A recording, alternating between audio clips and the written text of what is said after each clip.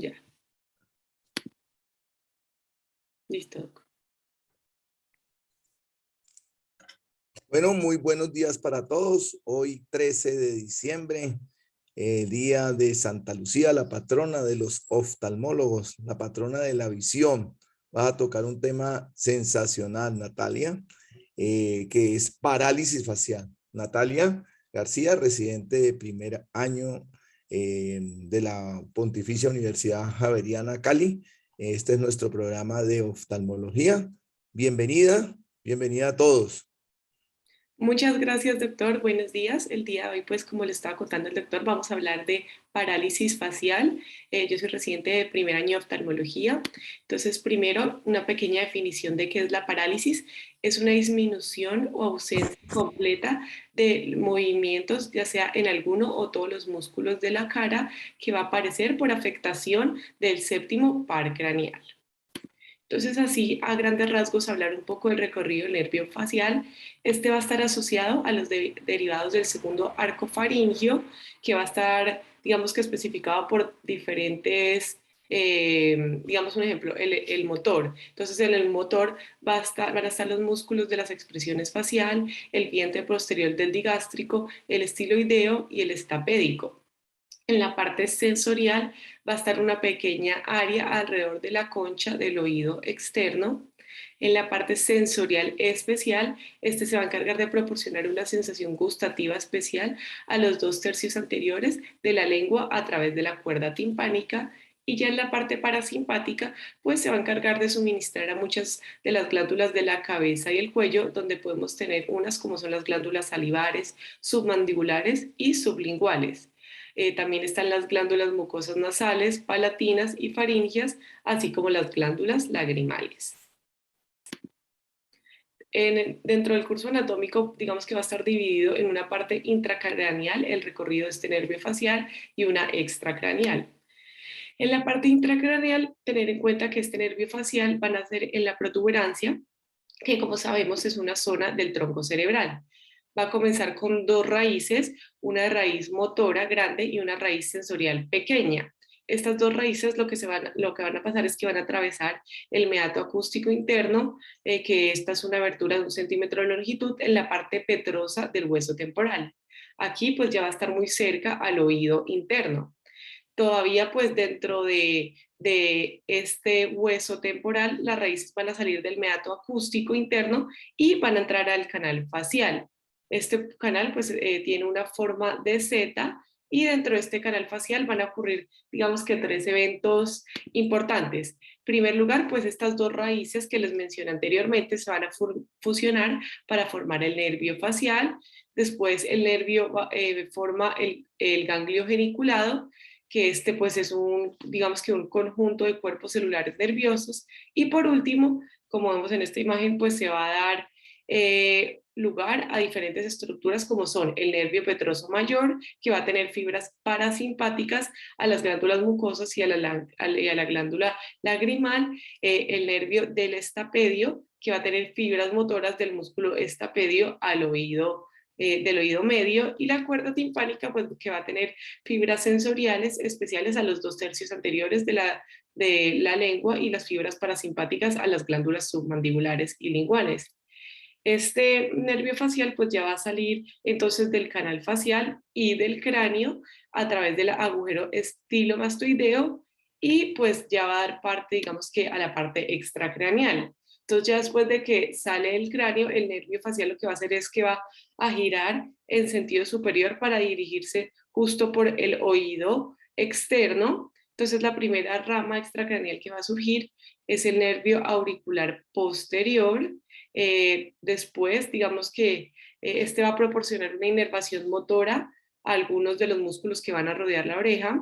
Inmediatamente distal a este se van a enviar ramas motoras al vientre posterior del músculo digástrico y al músculo estiloideo.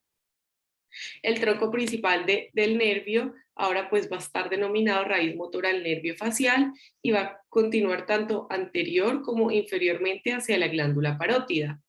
Dentro de la glándula parótida, el nervio va a terminar dividiéndose en 5 ramas importantes, que va a ser la rama temporal, la rama cigomática, la rama bucal, la rama marginal mandibular, la rama cervical, y pues estas ramas van a ser las encargadas de inervar todos los músculos de la expresión facial. Entonces acá tenemos como, digamos, las diferentes ramas. Entonces en la rama temporal va a estar el músculo auricular superior, el frontal, el orbicular de los párpados en la parte más superior, como vemos en esta imagen de la izquierda.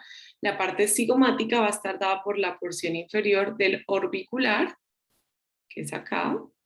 El bucal va a estar dado por el bucinador, el músculo del labio superior y la parte pues cigomática.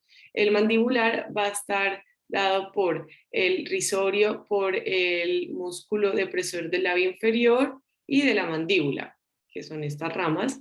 Y pues en la parte roja de esta imagen vemos las ramas cervicales que van a llevar al platismo. Ahora sí, un poco de la epidemiología, pues esta es la enfermedad más común del nervio craneal. Se ha visto en diferentes estudios que la edad principal es entre los 15 y 45 años. Del 75 al 85% se van a presentar una recuperación completa entre las 2 semanas y los 2 meses. Dentro de su epidemiología, la mayor parte son idiopáticas o parálisis de Bell, que van a causar un 70% de estos casos. Sin embargo, hay que tener otras causas, digamos que la segunda más común es la parte traumática, que se da entre un 10 y un 23%, ya sea por fracturas del hueso temporal, trauma obstétrico o por una herida facial.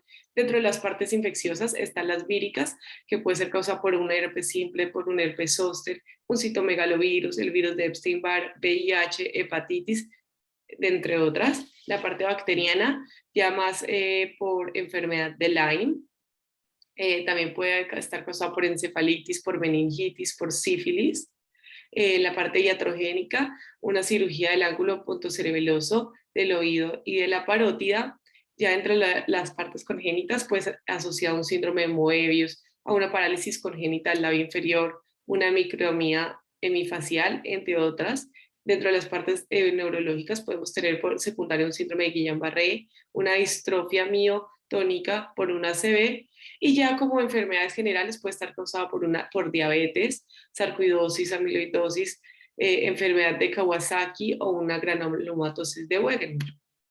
Entonces, dentro de la evaluación de los pacientes que nos llegan, hay que tener como cuáles son las características clínicas del nervio facial periférico derecho. Entonces, digamos, en esta imagen vemos que hay una disminución de la inervación de la frente, el pliegue nasolabial está aplanado, la comisura de la boca labial está caída, y también hay una alteración en esta imagen que vemos de los párpados con el fenómeno de Bell, que es cuando se le pide al paciente que cierre los ojos. Si tenemos una paciente y hay un borramiento de los surcos, podemos pensar en una parálisis flácida, como es en este caso, pero sin embargo, si los conserva, pues también se puede pensar ya sea en una parálisis central o en una parálisis periférica que puede estar en recuperación. Ahora, hay que tener en cuenta que generalmente en primera vista uno generalmente suele pensar que el lago oftalmus, que es un signo muy característico de la parálisis facial, está causado directamente porque hay una paresia del músculo orbicular.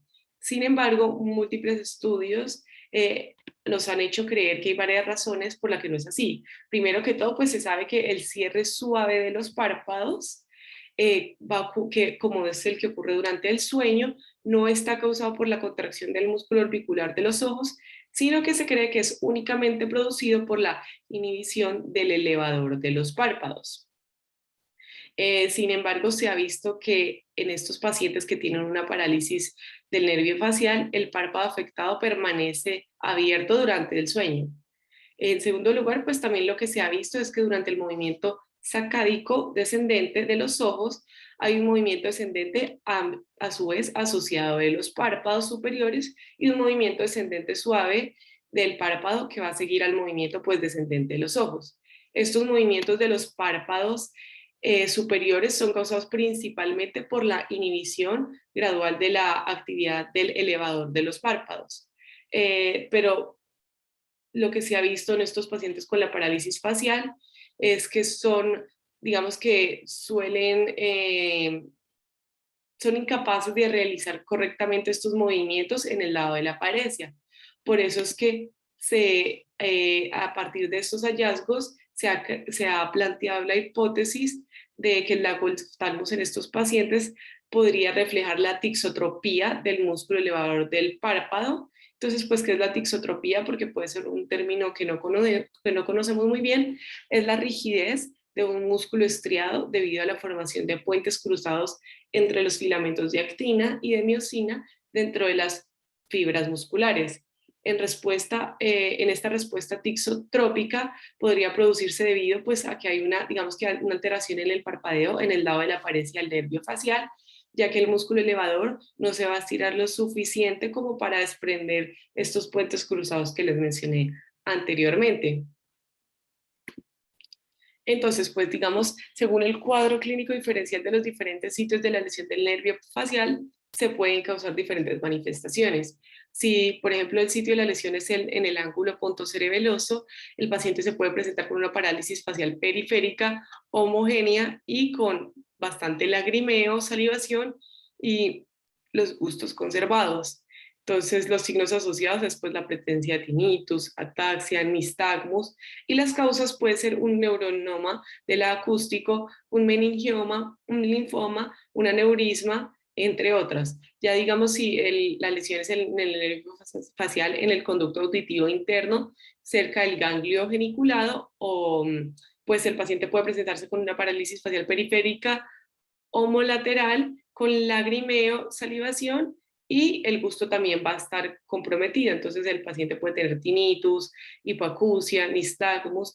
Dentro de sus causas principales está la parálisis de Bell, el síndrome de Ramsay-Hunt, un neurinoma del acústico o un neurinoma del facial. Por ejemplo, si la lesión está en el nervio facial distal del conducto auditivo, pues la parálisis facial periférica homolateral se encuentra conservada la parte del lagrimeo, pero la salivación y el gusto están comprometidos. Este también puede ser causado por una parálisis de Bell, una fractura del peñasco, un tumor gliómico o una otitis media, entre otras causas. Pues acá vemos como cuando se hace un examen en un paciente normal hay una oclusión completa. En el caso de una parálisis del facial derecho, vemos que, digamos acá cuando se le pide al paciente que cierre o se pone algo en el ojo, se le dice que cierre el ojo izquierdo, no lo cierra, no es capaz de cerrar el ojo derecho. Cambio, pues digamos que ninguno de los dos ojos puede cerrar completamente en el lado que esté la parálisis. Ya acá pues lo que vemos es una imagen que muestra en la parte 1 la córnea, en la parte 2 esta es la rama oftálmica del nervio trigémino, esta parte 3 es el ganglio trigeminal, la parte 4 es el núcleo sensitivo principal del trigémino, la parte 5 es el fascículo, el 6 es el núcleo motor principal facial, que vemos como pues todo es su recorrido, la parte 7 es el nervio facial, que vemos cómo llega, y la parte 8, pues es el músculo orbicular del ojo. Entonces, algo muy importante en esta es la clasificación. Esta clasificación es el sistema de Gauss-Brackmann. Entonces, grado 1 es una función facial normal en todas sus áreas. El grado 2 es una disfunción leve que puede ser global y puede causar una debilidad superficial notable a la inspección pues, cercana. Puede haber mínimas cinesias, perdón, al reposo, el tono y la simetría normal. El movimiento de la frente, digamos que puede tener una función buena a moderada. Cuando se le pide que cierre el ojo, lo puede hacer con un mínimo esfuerzo, y la boca puede haber una simetría mínima al movimiento. En el grado 3 es una disfunción leve a moderada, entonces pues dentro de sus características globales es obvia pero no desfigurativa, hay una simetría al reposo y a la actividad, puede haber la existencia de cinesias y un aumento del tono de los músculos faciales. El movimiento de la frente pues van a tener movimientos moderados a ligeros, el ojo va a cerrar completo pero con mucho esfuerzo, la boca va a tener una ligera debilidad con el máximo esfuerzo. En el grado 2, perdón, es la simetría mínima del movimiento. Ya el grado 4, que es la disfunción moderada severa, pues ya esta digamos que es una parálisis moderada. La parte global va a tener una habilidad obvia y una simetría ya que va a ser desfigurativa. Al reposo va a tener también una simetría. Los movimientos de la frente pues no va a tener ninguno. El ojo va a ser un cierre incompleto y la boca va a tener una simetría al esfuerzo.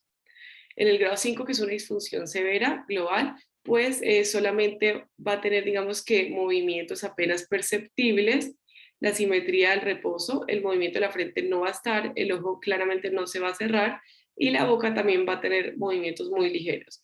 Y ya el sexto es una parálisis total, que no hay ningún movimiento. Entonces es importante tener en cuenta esta clasificación. Dentro del diagnóstico, pues es importante realizar una anamnesis y una exploración adecuada. Dentro de la anamnesis, tener en cuenta los antecedentes de traumatismo craneofacial, infecciones ópticas o de otro origen, episodios previos, tener en cuenta cuál es la forma de instauración de los síntomas, cuál es su tiempo de evolución y si hay otros síntomas y signos asociados. Entonces, ¿qué test se pueden tener en cuenta para evaluar? Pues el test del parpadeo o pues el reflejo corneal. Generalmente se le golpea en la glabela del paciente. Esto producirá una suspensión del párpado en el lado afectado. Entonces, esto se va a dar por la división oftálmica del nervio trigémino que va a controlar la rama aferente. La rama eferente es la temporal y la cigomática del nervio facial. Esta es la derecha, que es la prueba de Schirmer, que lo que va a evaluar es el lagrimeo en la glándula lagrimal. Entonces se ha visto que se reducirá un 75% en comparación con el lado normal utilizando una tira pues doblada de papel, como vemos. Entonces este también nos podría ayudar. Este de acá de la derecha abajo es la prueba estapedial, que esta reacción pues es como una reacción involuntaria en respuesta a estímulos sonoros de alta intensidad que provoca la contracción del músculo estapedio y está mediada por el nervio facial.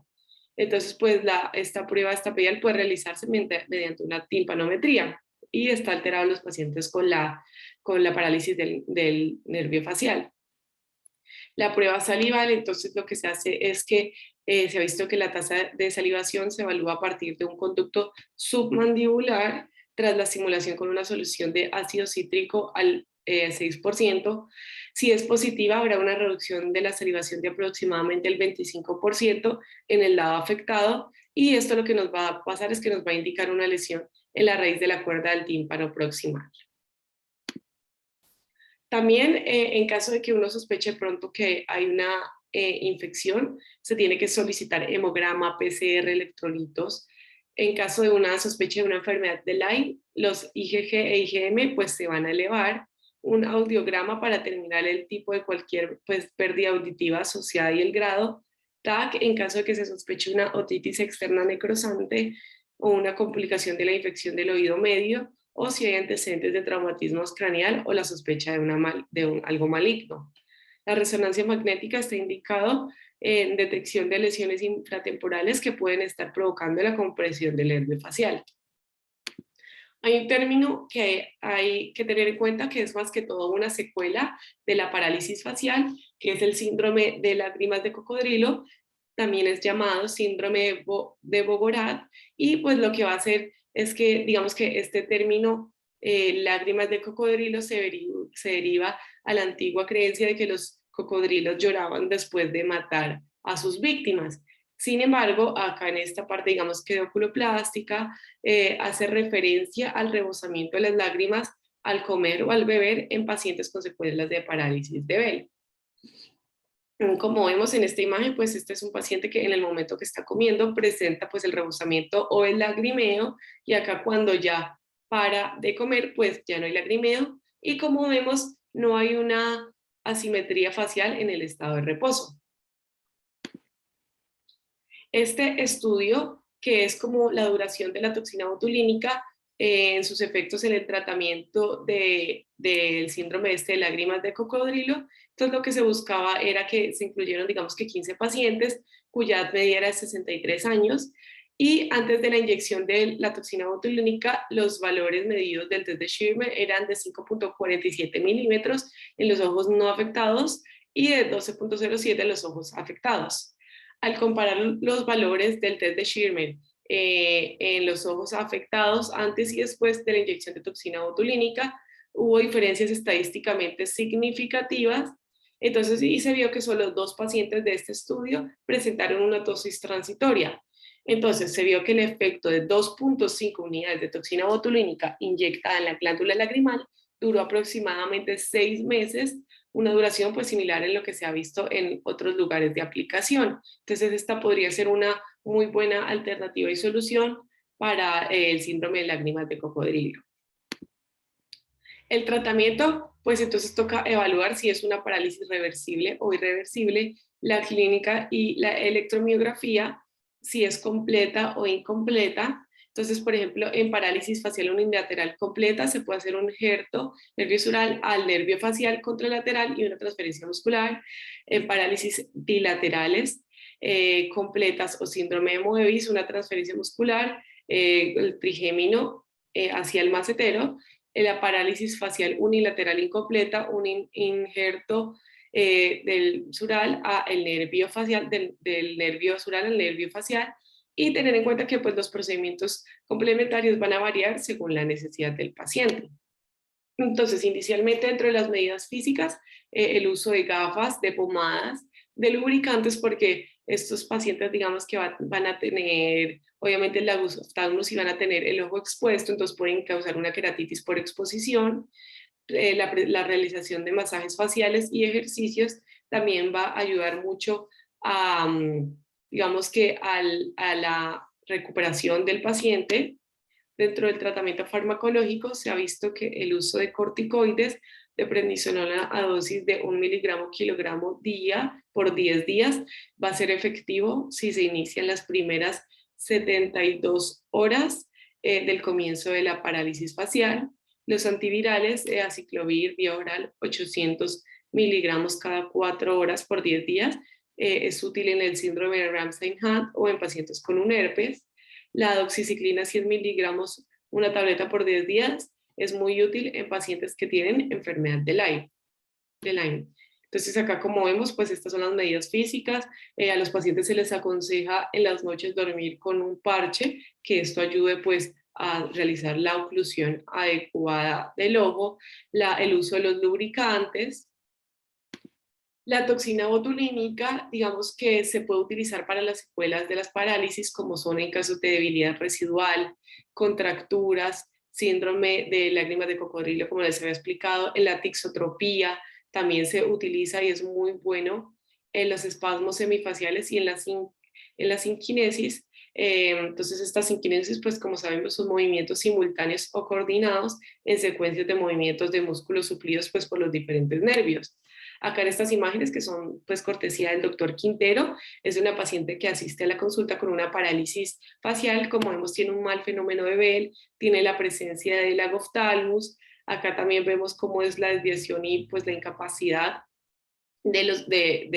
al momento de realizar pues la sonrisa. Entonces, pues, ¿qué se hizo? Se le hizo una aplicación de toxina botulínica en las diferentes pues lugares donde estaban más afectados. Lastimosamente no tengo fotos pues posoperatorias, pero la paciente tuvo mucha mejoría. Eh, Adicionalmente, pues dentro de la cirugía se puede hacer oclusión del punto lagrimal, una tarsorrafia ya sea temporal o definitiva, una cantopexia medial, el uso de pesas de oros, cadenas de platinos, tira tarsal o injerto de piel. Entonces, en la oclusión del punto lagrimal, pues, se van a utilizar gotas de anestesia para evitar las molestias.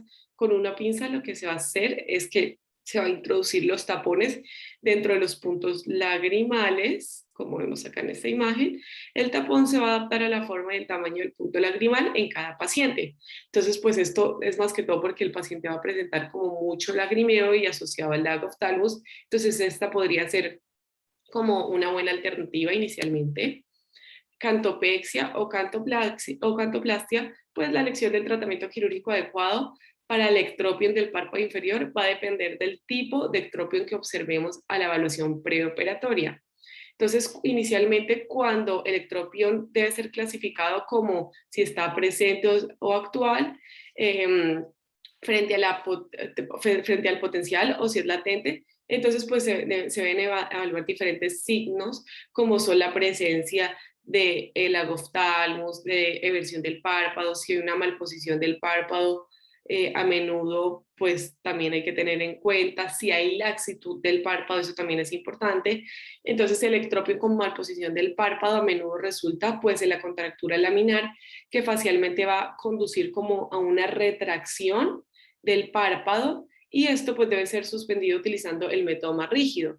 Se puede lograr mediante la perforación del borde orbital lateral o del uso de equipos de anclaje óseo, que ese sería, digamos, que el caso de la cantopexia. Tener en cuenta que, digamos, que la cantoplastia, perdón, va a ser un procedimiento que es más invasivo que la cantopexia. Entonces, la cantoplastia lo que va a hacer es que va a consistir en cortar el músculo orbicular del ojo, se va a separar del tendón cantar lateral del hueso en el lado de la cuenca del ojo, y lo que se va a buscar pues es acortar el tendón cantal lateral. La estructura interna del párpado inferior, pues que en este caso va a ser el tarso, se va a estirar y se va a volver a unir al reborde orbitario y lateral a la altura pues adecuada, que generalmente también se va a recortar una pequeña cantidad de piel en el momento de la cirugía. Ya la cantopexia pues es una que es mucho menos invasiva, que es esta imagen que vemos de la derecha, que lo que se va a hacer pues es que se va a colocar unas suturas para tensar y estabilizar el tendón cantal lateral y el músculo orbicular del ojo sin desprender ni reconstruir el tendón. La tarsorrafia, entonces esta está más que todo, digamos, que indicada en aquellos pacientes que pueden tener exposición significativa de la superficie ocular, que tienen una hipoestesia corneal o carecen del fenómeno de Bell. Se puede realizar una tarsorrafia para estrechar la apertura palpebral horizontal y reducir pues la cantidad de exposición de la córnea. Entonces las tarsorrafias temporales pueden durar de 2 a 3 semanas o pueden ser permanentes. Entonces, pues eso ya va a depender, digamos, que de cada caso, de cada paciente. Acá vemos en esta imagen cómo tenía pues el ectropio del paciente y cómo este párpado inferior estaba más hacia abajo, y este ya es posoperatoriamente después de realizar la tarsorrafia. Y acá pues estas son imágenes preoperatorias, esta es del paciente, y esta es como la técnica de la tarsorrafia permanente. Entonces acá lo que vemos es primero inicialmente el marcado de la localización de la tarsorrafia en ambos párpados. En la imagen B se ve una disección de la lámina posterior en el párpado inferior, luego se hace la sutura en ambas láminas posteriores y ya pues es como queda finalmente. La elevación de la ceja, más que todo se utiliza cuando la diferencia en la posición de las cejas alcanza 3 milímetros entre ambos lados y pues existe una simetría facial notable que suele justificar la intervención quirúrgica. Entonces se puede elegir entre un lifting de cejas directo, indirecto o endoscópico. Las técnicas de ectropio, entonces se puede hacer una corrección del ectropio tarsal del párpado inferior mediante una tira tarsal y asociado a 3 rombos transconjuntivales. Entonces, como vemos, este caso es un caso de un paciente con un ectropio bastante severo, y este ya es posterior a la corrección del ectropio tarsal del párpado inferior y los 3 rombos tarsoconjuntivales. Es una muy buena opción. Las pesas de oro, entonces pues tener en cuenta que las pesas de oro para el tratamiento de la parálisis inicialmente comienza con una incisión que se realiza pues con el bisturí eléctrico. Una vez ya se atraviesa la piel, se va a incidir como en el músculo orbicular, donde se va a hacer un bolsillo debajo del mismo, por encima del tarso y de la aponeurosis del elevador. Este bolsillo hay que tener en cuenta que debe ser del tamaño apropiado para alojar la pesa, porque generalmente estas pesas, digamos que suelen pesar más o menos 1 gramo, y ha sido pues ya una medida que ha sido establecida. Más que todo, la pesa va a ser fijada en la cara anterior del tarso mediante 3 puntos. Estos puntos pues van a adherir la pesa en la ubicación y van a disminuir la posibilidad que sea expulsada como complicación. Los dos puntos inferiores se van a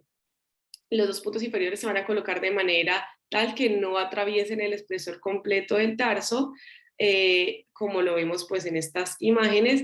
En el segundo, y hay que tener en cuenta que es importante seccionar los puntos para que el músculo no haga una protrusión por la piel y también se van a colocar al último un punto de fijación que se va a asegurar con 3 nudos. Ya una vez se hace la fijación de la pesa al párpado, es necesario controlar que los tejidos se posicionen espontáneamente y no haya una excesiva tensión de los mismos. Entonces acá en esta imagen vemos el preoperatorio de la paciente con una parálisis. Acá se le puso la pesa, pues ahí la tiene exteriormente. Acá es cómo se ve y cómo queda pues de bien la paciente.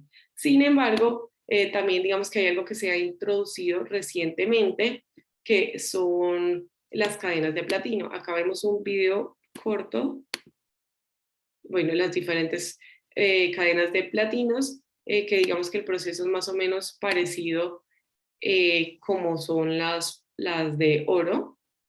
Entonces, acá vemos cómo se ve, digamos, cuando la están poniendo.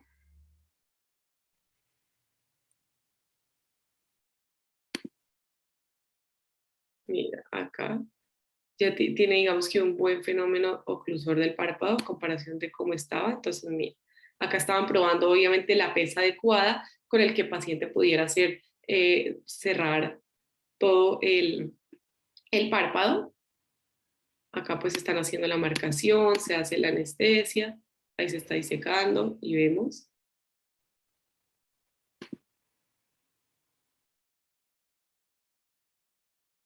Empezó a disecar. Se va a crear el bolsillo. Y lo bueno de estas cadenas de oro es que es más biocompatible en el peso. Se necesita, digamos que un tamaño mucho más pequeño en comparación del oro con la misma cantidad de peso. Entonces eso es algo muy bueno. Acá la cadena de platino que ya se había escogido previamente, se pone, se sutura y ya se procede a cerrar. Y vemos cómo pues queda bien.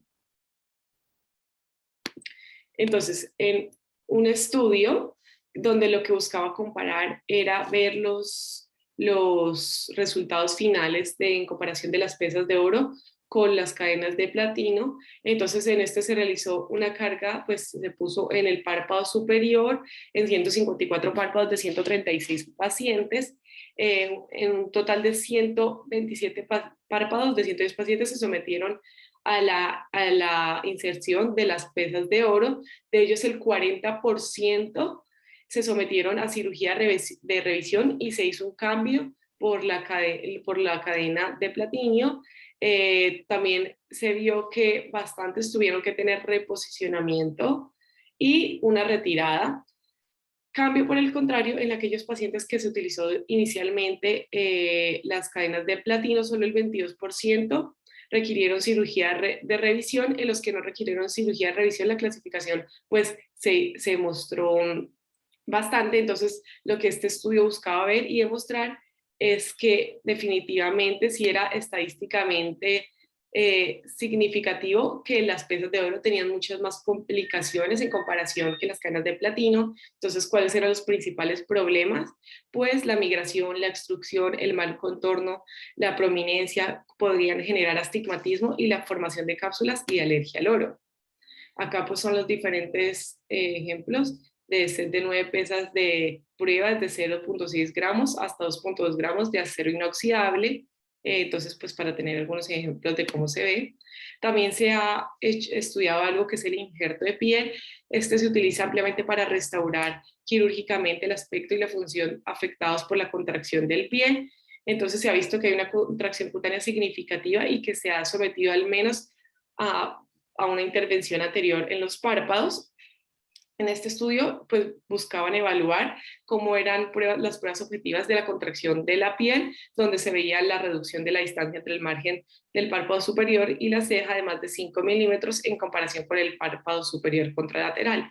Entonces, esta revisión, pues, lo que buscaba era evaluar un grupo de pacientes en los que se le hizo el injerto de piel y mirar cómo ha sido su evolución tanto posoperatoria, preoperatoria y posoperatoria. Entonces, acá vemos, digamos, imágenes. Estas son preoperatorios y acá es posoperatorios de 1 a 3 meses, de 6 a 9 meses y de 2 a 12 meses. Y definitivamente el estudio mostró que el uso de injertos perioculares es eficaz para mejorar el lagoftalmos y la simetría periorbitaria en pacientes con parálisis facial en los que existe la contracción de piel, que es algo residual de esta parálisis facial. Esta debe considerarse como un complemento de otros tratamientos pues para la rehabilitación tanto funcional como estética. Y por último, pues ya el pronóstico, entonces factores que van a sugerir un mal pronóstico cuando se asocian a una parálisis del nervio facial son si hay una parálisis completa, si hay pérdida del reflejo estapedial, si hay ausencia de signos de recuperación en 3 semanas, si la edad es superior a 50 años, si está asociada con el síndrome de Ramsay-Hunt y si hay una mala respuesta a las pruebas electrofisiológicas. Y eso era todo lo que tenía el día de hoy. Bueno, Natalia, muy bien, gracias. Excelente tema para el día de hoy, 13 de diciembre. Bueno, importante como para concluir el tema, que tengamos en cuenta que esta es una afección muy, que compromete mucho a las personas, lo afecta en su parte funcional y en su parte estética. Entonces, estos pacientes debemos ayudarlos, acompañarlos, porque tienen muchas secuelas, sea grado 2, 3, 4, 5 o 6, pues dependiendo del tipo de afección va a tener mayores compromisos. Cuando tengamos estos pacientes, tener en cuenta el tratamiento inicial. Es muy importante que no estudiemos al paciente. Estos pacientes usualmente lo manejamos con esteroides.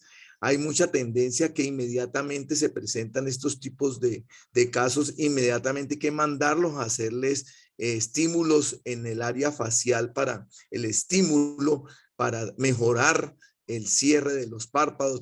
Es importante tener en cuenta que actualmente lo que buscamos es demorar un poco esto, unas 6 a 8 semanas, antes de mandar a estos pacientes a hacer estas estimulaciones, porque cuando hacemos estas estimulaciones muy tempranamente, vienen las uniones aberrantes y estos pacientes se generan después alteraciones en su rehabilitación. Entonces, por ello, tardíamente uno usualmente espera 6 a 8 semanas y estos pacientes ya los manda a hacer un feedback, que es un área de tratamiento especializado para el manejo de estas alteraciones. Eso es con respecto a eso. Entonces, esteroides inicialmente, tener muy en cuenta las medidas del parche, las medidas de lubricación y tener en cuenta de que vamos a tener un paciente que o tiene un defecto a nivel del párpado superior o un defecto en el párpado inferior. Entonces, si tenemos un defecto en el párpado superior, vamos a hablar de todo lo que nos hablaste para mejorar el cierre de ese lagoftalmos, que es una de las etapas difíciles de manejar. Estos pacientes duermen con los ojos abiertos. Entonces, y hay el otro paciente que es que se le afecta el párpado inferior. Entonces, vamos a usar todas las técnicas para levantar el párpado inferior. Con respecto a un dato importante es lo de la sensibilidad corneal, tenerlo muy en cuenta porque a veces tenemos compromiso del trigémino y estos pacientes hacen úlceras tróficas que no hay sensibilidad y son los pacientes que nos complican y hacen problemas corneales. Entonces estos pacientes terminan en unas tarsorrafias definitivas o pues grandes para evitar esa exposición en estos pacientes. Bueno.